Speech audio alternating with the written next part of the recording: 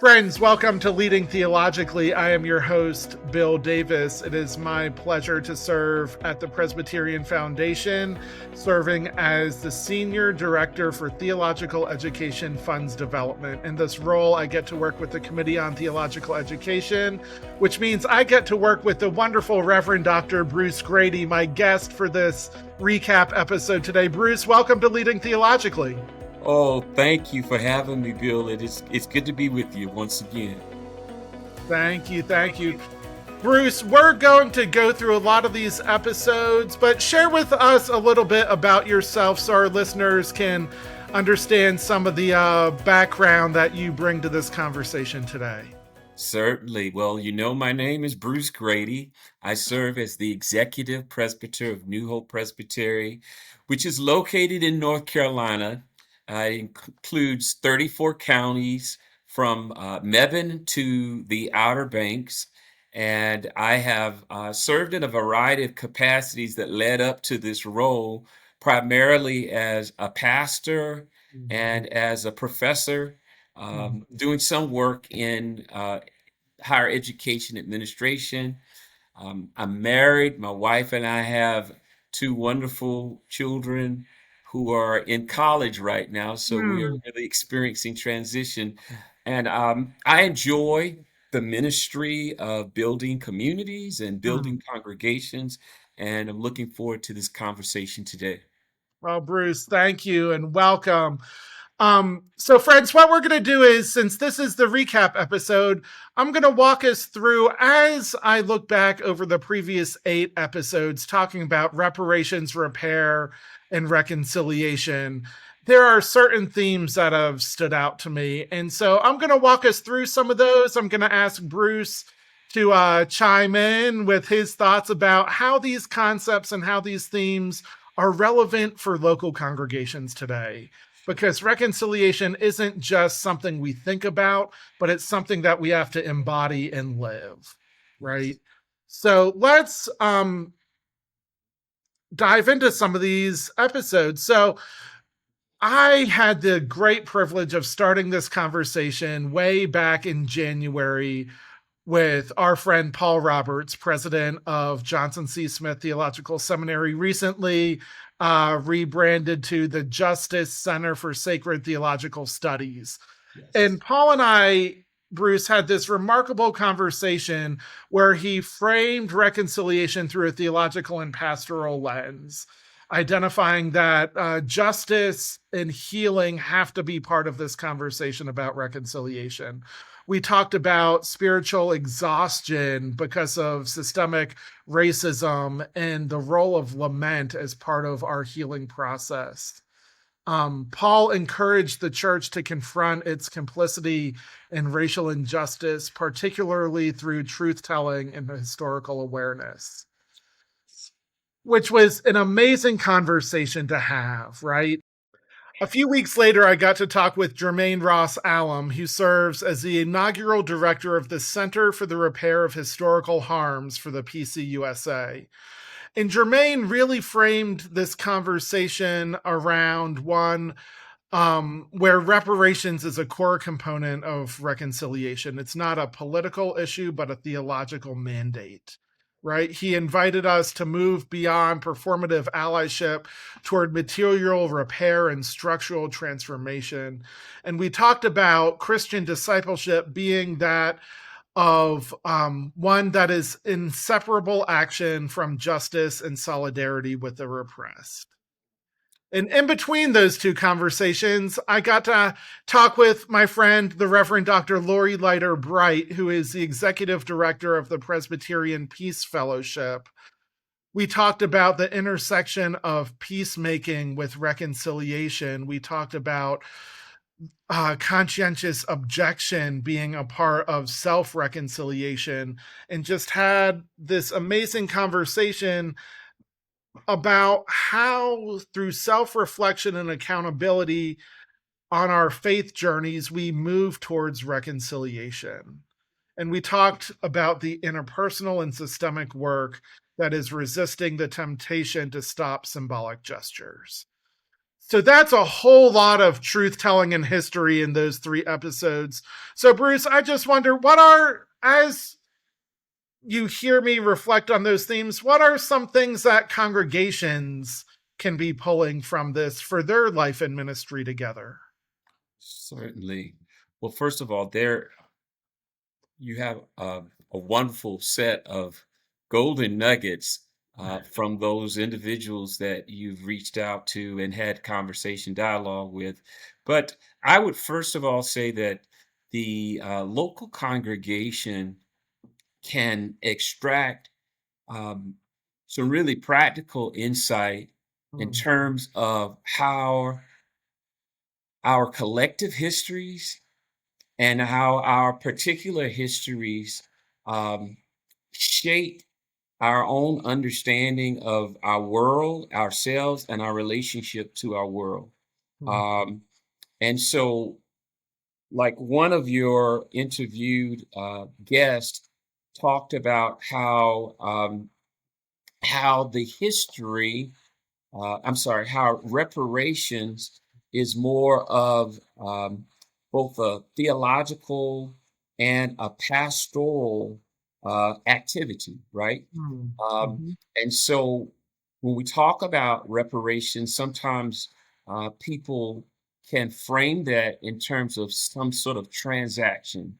Uh, mm. for instance, there's a check written Yep. for all of the injustices of the past.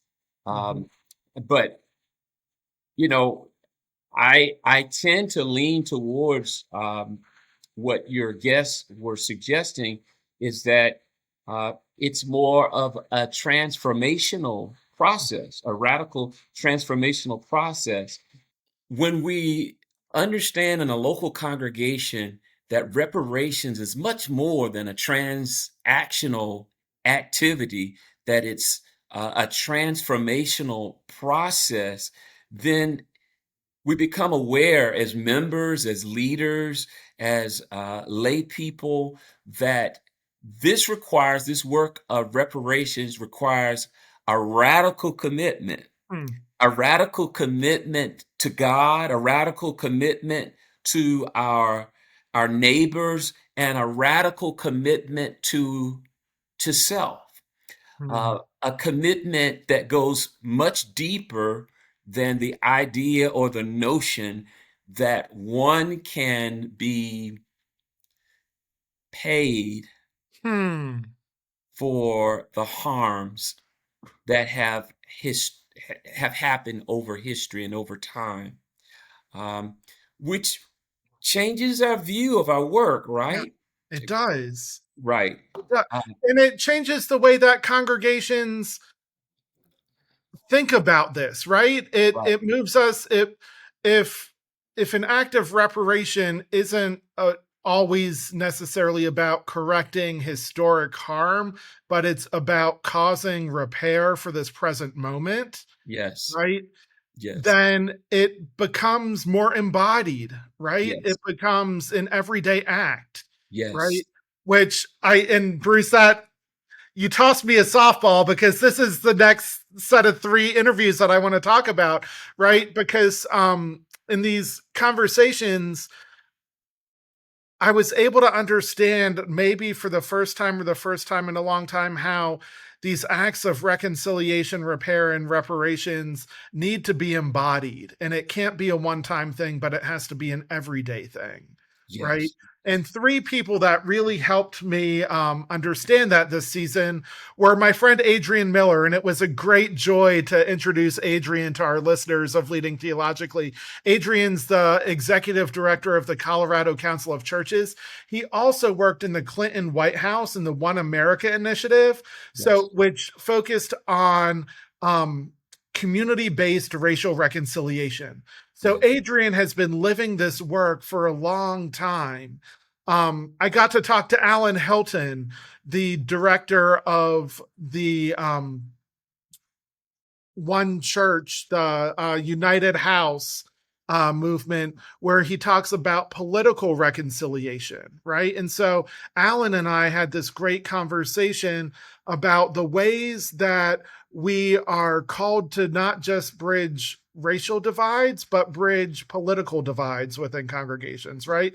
Right. And I imagine some of the churches you work with in North Carolina might be struggling with how to do that today. Oh, you must be reading my notes and my minutes Right. because, when you enter into many of our congregations, you'll find that there's not only a diversity of theological stripes, but political stripes. That's right. And so this happens, yes, on a congregational level. Yeah. It happens within the context of community, Yeah. people who are living next door to each other, who are sharing in space and place and time, Yeah. find out that there's got to be a way to navigate these differences and to enter into what God's vision of community is for us, which requires, reparation, of course, but requires a radical shift and commitment on all sides. Yeah. Right. And so the third kind of person in this trio of conversations that I want to highlight and hear what you think about is the Reverend Dr. Emma Jordan Simpson, president of Auburn Seminary, right? That was just our last episode. And Bruce, Emma had this amazing line where she talked about the laughter of children being what is needed for the transformation and hope for the future of the world, Hmm. right? And I just loved that how a small act of listening to children laughing and encouraging and lifting up that laughter, how that becomes means of us working towards a reconciled world. So Yes. I wonder, as you've thought about this stuff, as we talk about how to embody reconciliation on a local level, because again, so often in so many of these conversations, um, we talked about national structures or global concepts, right? Yes. But if it doesn't begin on a personal and communal level that so many of our congregations operate out of, so I just wonder if you have any reflections about how local congregations embody that? Are there religious practices that might be helpful for them? I want to begin by saying that um, the church, the community, the covenant community of faith in Christ Jesus, Mm, it exists for the community and for the world. And so mhm, when we look into our communities, we realize that there's a complex set of stories. There's a mm, complex set of personal experiences and personalities and so forth. And so at the same time, we share in struggle, we share in pain, we share in a set of human experiences. And so what happens, I believe, is that as a congregation or as an individual matures, in its understanding of what it means to be a human, what it means to be a person in relationship with others beyond their four walls, um, one becomes mm, challenged uh, in a mindset. So, for instance, if all the concerns about repair is only focused towards the self, towards what my congregation or my individual family can gain. Um, Eventually, you begin to realize that there's a there's a loss in potential of the impact of this mission, this ministry, or this individual's life. So, an example of that for me mm, was in Johnston County. mm. Johnston County is a rural county among the 34 counties of North Yeah, Carolina, which is one third of the state, by yeah, the way. wow. Johnston County during COVID, um, many of its students who were forced to public school students were forced to go online, Mhm. experienced a challenge because they realized that not everyone had equal Oh access my gosh. to Yeah. the internet, right?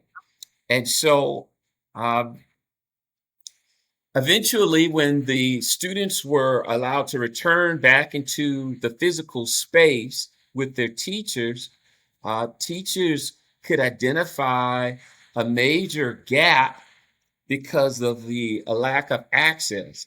So here's where this mindset challenge comes in that I just mentioned in terms of repair, Yeah. because what they were observing as teachers and what the community leaders were beginning to realize is that uh, this is not the problem of the child. It's not the problem of their family, but it's a problem that we are all going to Mm. have to claim, right? And Right. in order for us to bring healing Mhm.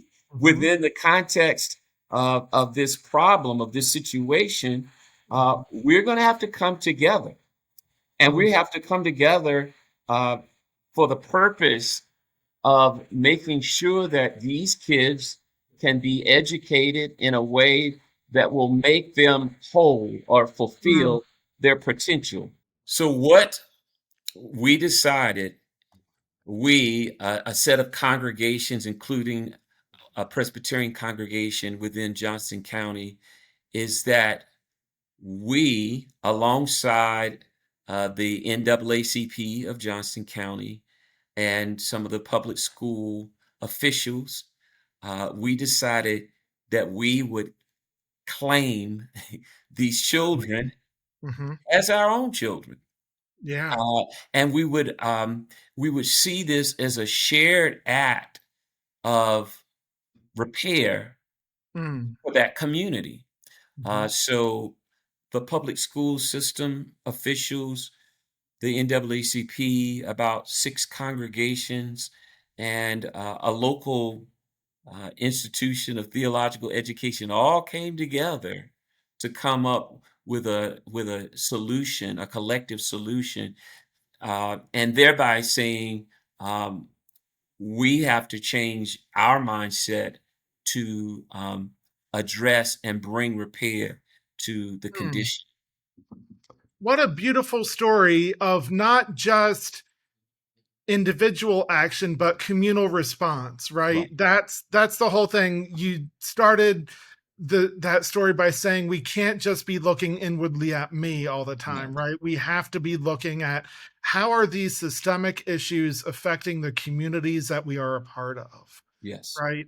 And that, Bruce, kind of again brings us to one of the final themes I want to lift up, the two conversations I had with biblical scholars from our Presbyterian seminaries, because these stories of repair,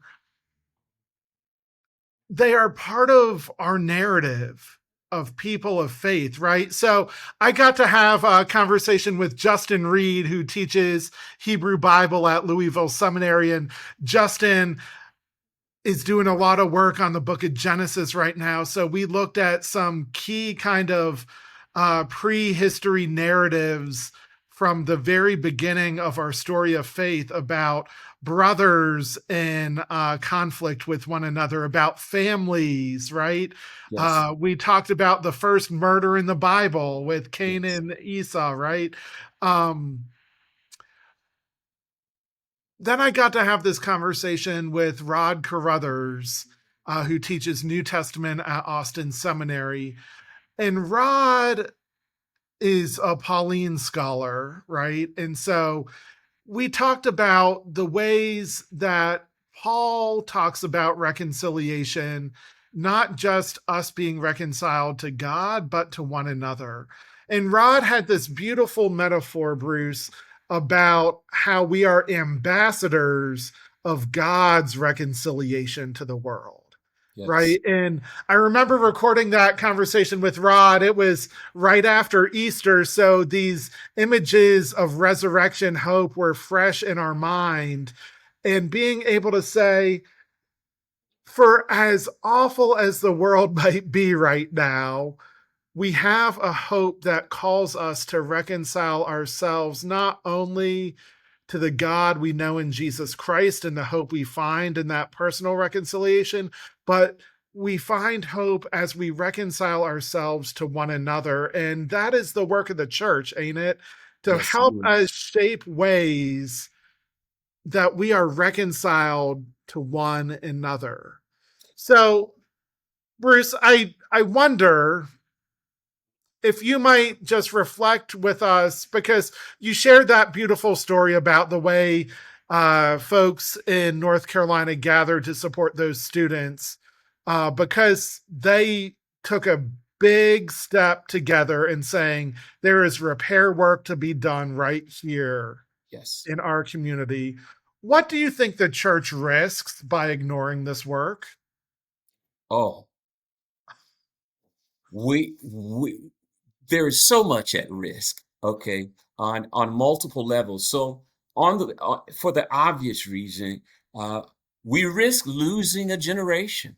Mm, We risk losing, in this particular case that I shared with you, we risk losing a generation of young people who have gifts and talents and abilities, who have all kinds of dreams and hopes to make a better world.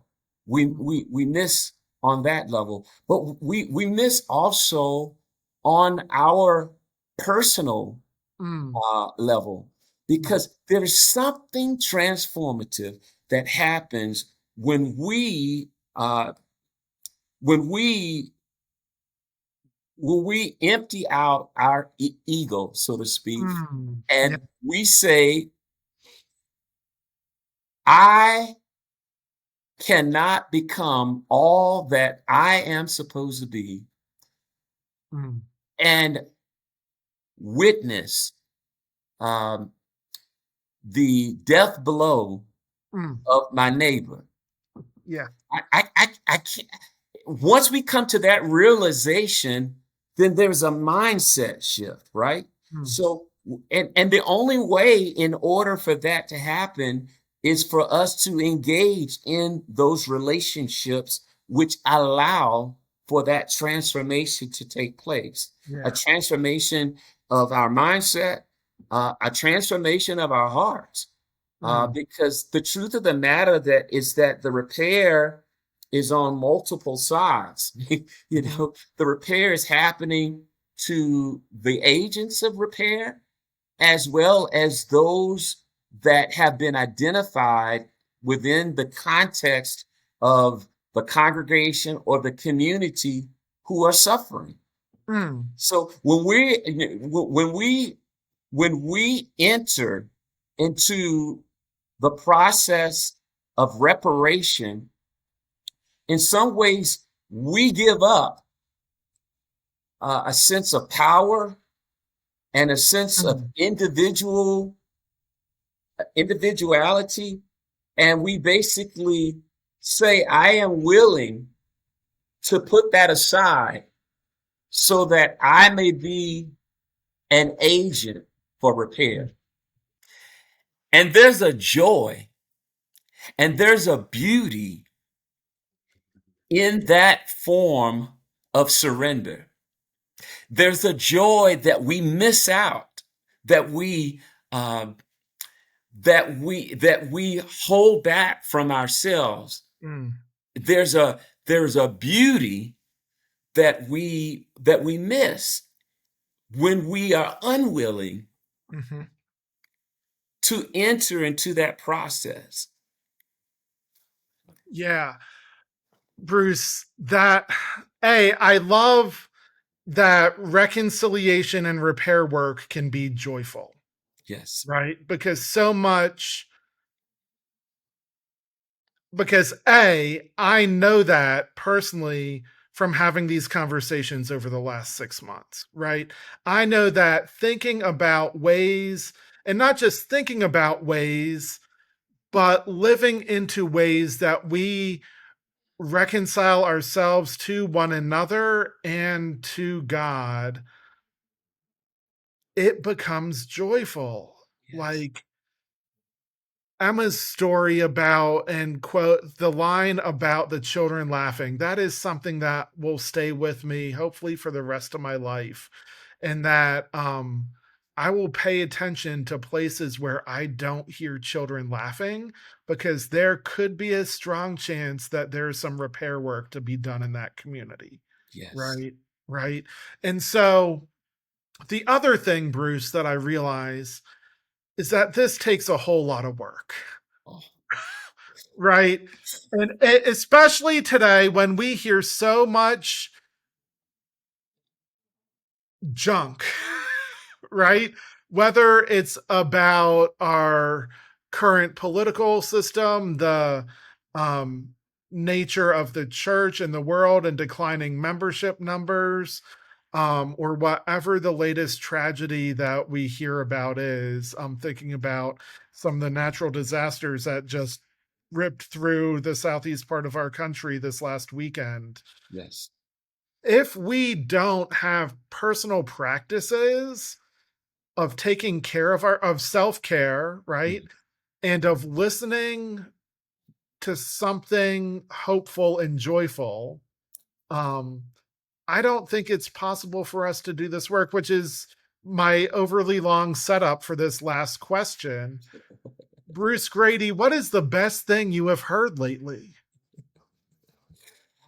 I I would have to say the best thing that I've heard lately Mm, has to do with has to do with people coming together for the purpose of uh, of being in song, mm, of, of being in song.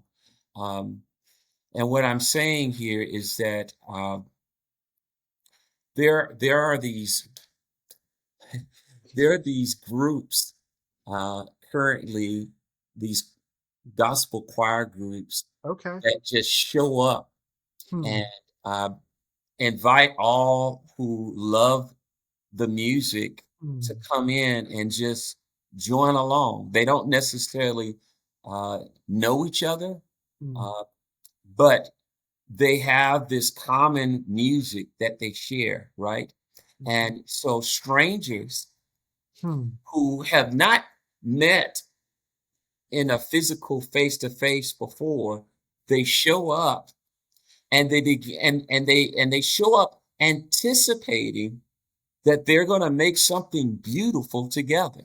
hmm, They show hmm, up anticipating that all that is necessary to do it is in the room, hmm. and people make videos of it. They post the videos of it. It is a beautiful metaphor of this process of repair because everything that we need to do this work has been provided. Amen. And God has given each of us a unique voice in this song. Mm, mm, Every voice comes together in such a way that makes this rich, rewarding, mm, and transformative masterpiece. mm, Once again, I just want to say, Bill, that you're right. There's joy, there's beauty, there are challenges, and there's pain in this. But ultimately, when it comes to fulfillment in our lives, when we hear when we experience, when we witness the final production mm. of these gatherings, we'll say it's worth it, you Wow. know. Yeah. Yeah. Bruce, thank you for your insights, for shining light onto places that you know of where repair and reconciliation is happening in our communities and world. Thank you for your insights into these topics and for this lovely conversation today. It was a joy to be with you. It was my pleasure, Bill. Keep up the good work. Thank you. Thank you. Thank you. Friends, leading theologically is a mission of the Presbyterian Foundation and the Theological Education Fund. You can read more about the work we do supporting our Presbyterian seminaries online at presbyterianfoundation.org/TEF.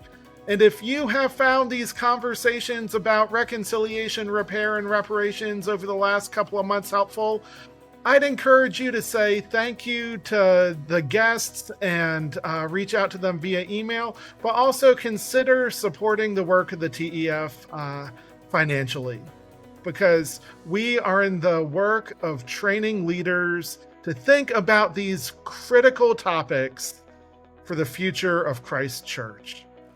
We'll be back in the fall, and we hope you have a great summer.